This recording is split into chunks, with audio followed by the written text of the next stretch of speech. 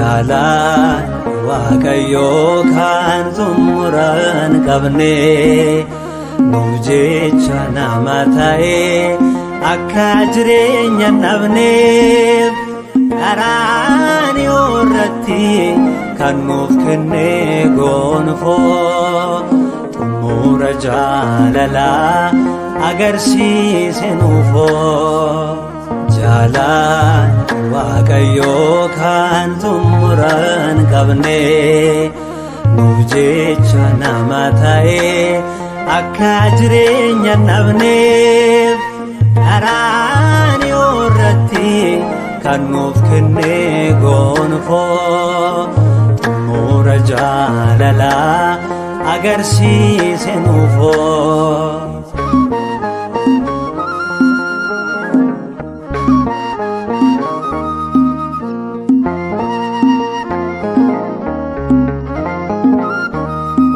Olichi Waaqayyoo nuuf kennu fayyina sorri barruu sarara lubbuudhaaf gabbina mormiin qulqulloota inni dachiifsame maqaa kee dhaabatu ati galateeffame qulqulloonni gakeef kabajamaan foon kee jireenya nuuf kenne nu taasise kan kee. Jaalaan Waaqayyoo kan xumuran qabne nuuf jecha nama ta'e akka jireenya dhabneef karaani irratti kan nuuf kenne gonfoo xumura jaalalaa agarsiise nuufoo.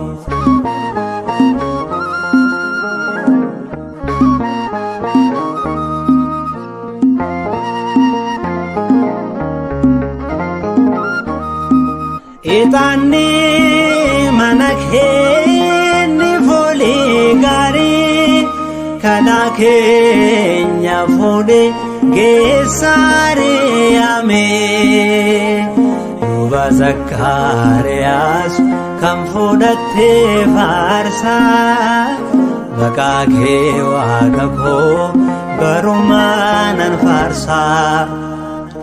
Kabajni kee addaa ulfinni kees guddaa kanatti yaa Waaqa koo galataaf na muddaa. Jaalaan Waaqayyoo kan xumuran qabne nuuf jecha nama ta'e akka jireenya dhabneef karaani irratti kan nuuf kenne gonfoo xumura jaalalaa agarsiise nuufoo.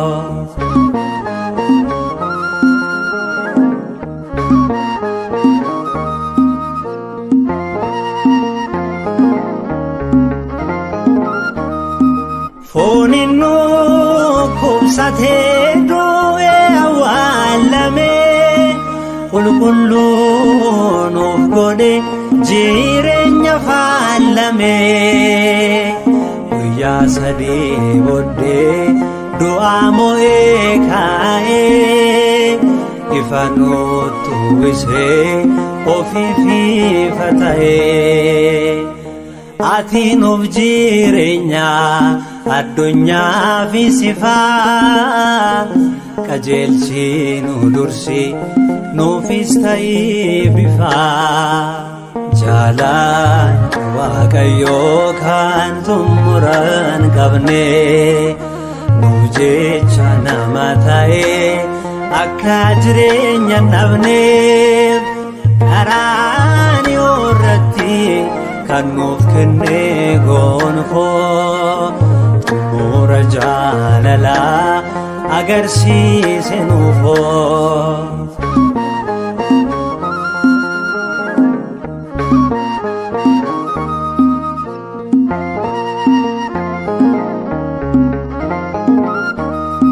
Gooftaan nu ilaalee fayyisuuf jaallate dubroo Maariyaamirraa kan fooniin mul'ate qulqullummaan ishee fayyinaaf sababa waloomaan fayyine isa dhabuun cabaa nuti siin jiraanna siif laanna galataa abdiin namaa si'i namni nama gataa jaalaan Waaqayyoo kan xumuran qabne nuuf jecha nama ta'e akka jireenya dhabneef qaraaniyooo irratti kan nuuf kenne gonfoo xumura jaalalaa agarsiise nuufoo jaalaan Waaqayyoo kan xumuran qabne nuuf jecha nama ta'e akka jireenya dhabneef qaraaniyooo irratti kan nuuf kenne gonfoo xumura jaalalaa agarsiise nuufoo